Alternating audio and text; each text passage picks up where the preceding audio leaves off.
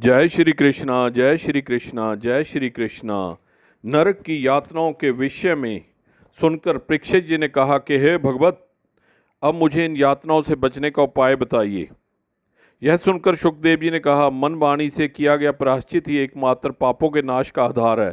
परीक्षित ने कहा, हे भगवान, यदि प्रायश्चित के से पाप नाश होते हैं तो प्रत्येक व्यक्ति पाप करता रहेगा और प्रायश्चित भी। इसके उत्तर में शुकदेव जी ने कहा कि प्रायश्चित द्वारा कर्म का होना नहीं छूटता और प्रायश्चित के बाद पाप कर्म की आवृत्ति भी नहीं होनी चाहिए। भगवान की भक्ति पाप के निवारण का सबसे बड़ा आधार है। भगवान की भक्ति जो विमुख होता है उसका पाप तो प्रायश्चित से भी नहीं करता।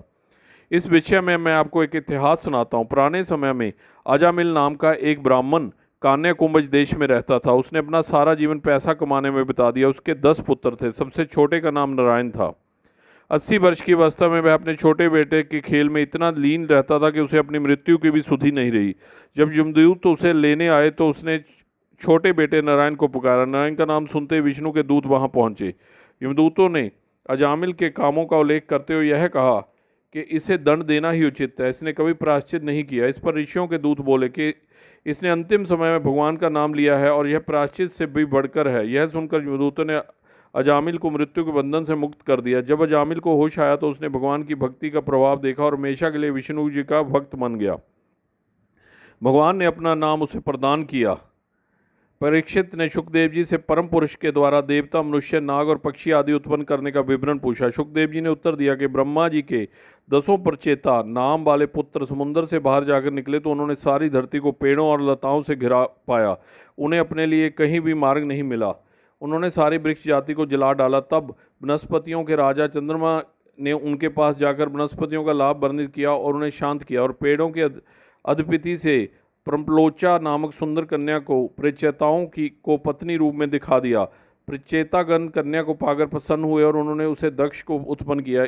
इन दक्ष या प्रचेतस की संतानों से संसार भर गया। दक्ष ने मानसी सृष्टि पैदा की। इसमें देवता, राक्षस और मनुष्य सभी थे, लेकिन इसमें कोई बल नहीं था। तब दक्ष ने विश्वाचल पर्वत पर जाकर घोर तप किया और ईश्वर ने अनेक संतति उत्पन्न करने की सृष्टि विस्तार भी शक्ति मांगी। विष्णु जी ने प्रकट होकर प्रजापति पंचजन्य की कन्या असिकबनी उन्हें समर्पित की और उन्हें सृष्टि विस्तार का आदेश दिया। दक्ष ने यह आदेश पाकर अपने ही समान आचार विचार वाले 10 सहस्त्र पुत्र उत्पन्न किए और फिर उन्हें भी संतान उत्पन्न करने के लिए कहा। पिता के आदेश पर वे नारायण तालाब के किनारे तप करने लगे। वहां नारद जी आए और उन्होंने अनुभव किया कि इन पुत्रों का प्रजा बुद्धि करने की भावना अपने पिता की आज्ञा के कारण मिली। उन्होंने कहा कि हे हर शवो, पृथ्वी का अंत देखे बिना तुम कैसे सृष्टि करोगे? तत्व विचार किए बिना अपने पिता की बातों को आपने ठीक तरह से नहीं समझा। भूत की पहली पत्नी स्वरूपा से करोड़ों रुद्रग में उत्पन्न हुए। अंगिरा की प्रथम पत्नी सती ने अंधभागिरस वेद को ही पुत्र रूप में अपना लिया। कुश शब की प्रथम पत्नी अर्ची से धूमकेशु और दूसरी पत्नी घिष्णा से 4 पुत्र पैदा हुए। तार्ष्या की एक पत्नी पतंगी से पतंगों का, अन्य पत्नी वामनी से शाल्वों का, विंता नामक पत्नी से गरुड़ और अरुण का तथा कद्रु नामक पत्नी से नेक नागों का जन्म हुआ। कृतिका आदि 27 नक्षत्रा भिवानी देवियां चंद्रमा की पत्नियां। दक्ष से प्राप्त क्षय रोग के शाप के कारण चंद्रमा की इनसे कोई संतान नहीं हुई। कश्यप की 13 पत्नियां थी। केशव के आगे पुत्र भी बहुत थे। वृक्ष लतादि वनस्पतियां सरसा के यातुधन और पुत्री सुप्रभा के निमोची से पुत्री शर्मिष्ठा के से महाबली ने विवाह किया।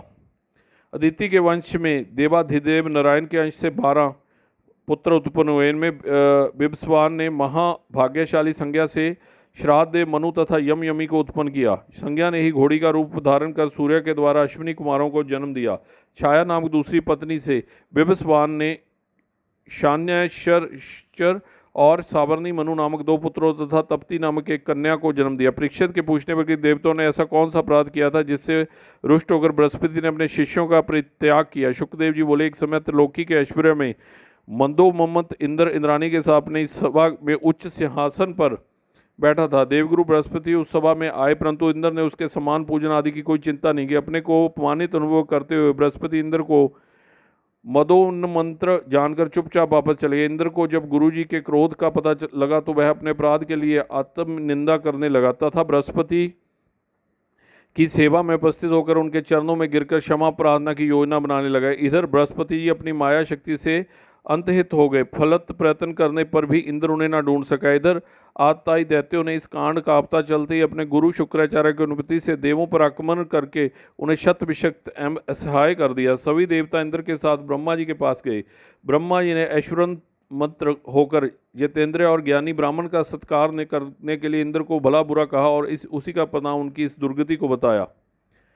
इंद्र के द्वारा अपने पुत्र का वध समाचार जब स्वस्था को मिला तो उसमें इंद्र के वध को कामना से आग में आहुति दी, जिससे एक दैत्य उत्पन्न हुआ। उसका नाम बुत्रासुर पड़ा।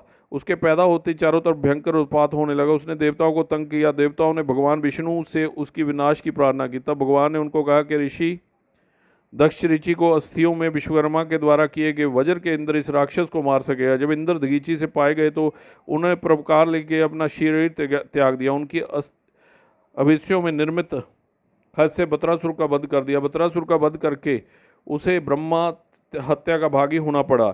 इसके बाद परीक्षित जी ने पूछा कि बत्रासुर की बुद्ध भगवान श्री कृष्ण को कैसे समर्पित हुए।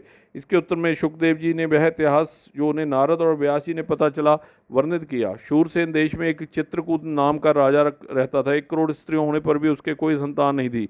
एक बार उसके यहाँ अंगिरा ऋषि आए। उनका आदर सत्कार करने के बाद और उनके द्वारा पूछने पर राजा ने कहा कि मैं निसंतान होने के कारण अपने पूर्वजों सहित नरकगामी हो जाऊंगा, मुझे संतान का वरदान दीजिए। चित्रकेतु की प्रार्थना पर अंगिरा ने त्वष्टा के लिए वरु बनाकर यज्ञ किया और यज्ञ शेष राजा की पटरानी कृत गति को खाने के लिए दिया। समय पर रानी से एक पुत्र उत्पन्न हुआ और दोनों पति पत्नी अपने उस पुत्र में निमग्न हो गए। इससे जलकर और रानियों ने उस पुत्र का विष दे दिया, जिससे राजा रानी बहुत दुखी हुए। वहाँ पर फिर नारद और अंगिरा आए। उन्होंने कहा कि हे राजन, इस काल के कारण देहदारी मिलते हैं और बिछड़ते हैं। हम सब लोग तुम और ये पत्नी और मरा हुआ बच्चा ना पहले जन्म में थे और ना ही आगे होंगे। यह सब माया का प्रपंच है। सारी सृष्टि में एक ईश्वर ही स्वतंत्र है, वही सत्य और सबका पालन तथा नाश करता है। अब तो उनको शोक नहीं करना चाहिए। राजा ने इन महात्माओं का परिचय पूछा। तब अंगिरा और नारद जी ने अपना परिचय दिया। अंग्रेजों ने यह भी कहा कि मैं पहले भी यह उपदेश देने के लिए आया था, लेकिन पुत्र प्राप्ति के लिए तुम्हारी प्रबल इच्छा जानकर पुत्र का वरदान दिया था। तुमने पुत्र पाने का सुख और दुख देख लिया। संसार में सुखों में बहुत ज़्यादा प्रवृत्ति नहीं होना चाहिए। उसके बाद नारद जी ने अंगिरा के कथन का समर्थन किया और उनके मृत पुत्र को जीवित कर दिया। मृत बालक पुनः जीवित होने के बाद पूर्व जन्म का वृतांत बताकर अदृश्य हो गया। विष देने वाली रानियों को अपने काम पर पश्चाताप हो रहा था। फिर सारा राजा कुल शोक से मुक्त हो गया। चित्रकूट ने फिर लाखों वर्ष तक विष्णु का प्रचार किया। एक बार वह एक ऐसे स्थान पर पहुंचा जहां सिद्ध महात्माओं की सभा लगी हुई थी और उसमें शिवजी पार्वती को हृदय से लगाए हुए विराजमान थे। यह दृश्य देखकर चित्रकेतु ने कहा कि जटा जूटधारी के लिए स्त्री का संसर्ग अनुचित है और उसने शिवजी को भला बुरा कहा। वीतराग शिव तो उसकी बातें सुनकर शांत रहे और अन्य रोगी भी चुप रहे, लेकिन पार्वती से नहीं रह गया। उन्होंने चित्रकूट को असुर योनि में जाने का श्राप दे डाला। चित्रकूट ने श्राप को स्वीकार किया और पार्वती को प्रणाम करके चुपचाप वहां से चला। यही चित्रकूट पार्वती के श्राप से वुत्रासुर के रूप में उत्पन्न हुआ। इसके बाद शुक्रदेव जी ने बताया कि किस तरह मृदगणों को देवता प्रदान हुआ और वे कैसे इंद्र के पक्ष में हुए। पुत्र शोक में व्याकुल दिति ने अपने सेवा में कश्यप जी को प्रसन्न कर लिया और उसने गर्भवती होने पर ऐसा पुत्र की मांग की जो अखंड ब्रह्मचारी और किसी के द्वारा वध्य न हो। कश्यप जी ने उन्हें साधना के आवश्यक नियम बताए और कहा कि इन नियमों का पालन करने से तुम्हें अभिष्ट पुत्र की प्राप्ति होगी। जब इंद्र को यह पता चला तो वह बेचैन हो गया और अपनी मौसी दिति के पास रहने लगा। वहाँ एक दिन व्रत से थकी हुई दिति झूठे कहे मुंह से ही सो गई। तब अवसरदारी इंद्र ने दिति के गर्भ के 7 टुकड़े किए और एक एक खंड के 7-7 खंड कर दिए। गर्भखंडों ने उन्हें अपने को ना मारने की प्रार्थना की तो इंद्र ने उन्हें निर्भय और सुरक्षित कर दिया। यही 49 मरुत कहलाए और 50वां इंद्र। जय श्री कृष्णा, जय श्री भगवान कृष्णा, जय भगवान कृष्णा, जय श्री कृष्णा।